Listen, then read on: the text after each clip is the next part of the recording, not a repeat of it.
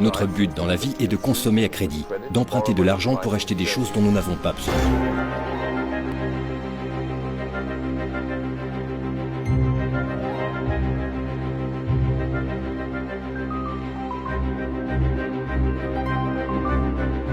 Nous vivons dans une société de croissance dont la logique est non pas croître pour satisfaire les besoins, mais croître pour croître et pour justifier cette croissance de la production, faire croître sans limite la consommation.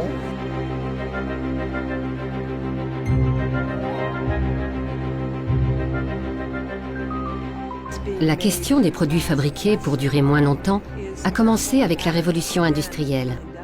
Les nouvelles machines produisaient des marchandises beaucoup moins chères, ce qui était très bien pour les consommateurs. Mais ils ne pouvaient pas suivre le rythme des machines. Il y avait un excès de production.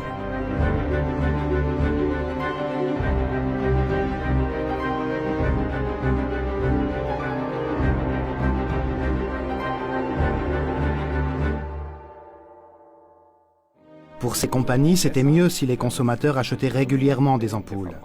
Si celles-ci duraient trop longtemps, cela représentait un préjudice économique.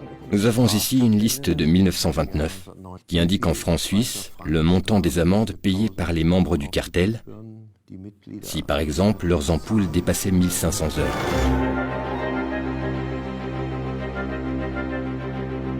Pour les ingénieurs, c'était vraiment une période difficile. Cette confrontation avec l'obsolescence programmée les a conduits à revoir fondamentalement leur éthique. Les designers doivent comprendre pour qui ils travaillent.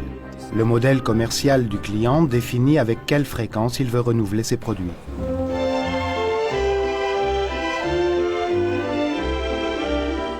Women and men alike are increasingly interested in the look of things.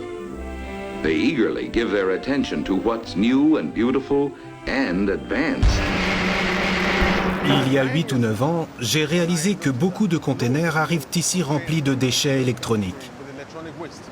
Je parle de matériel informatique et de télévision en panne dont personne ne veut dans les pays industrialisés. C'est absurde de recevoir tous ces déchets alors qu'on ne peut pas les traiter. D'autant plus que nous ne les avons pas produits et que notre pays est devenu la poubelle du monde.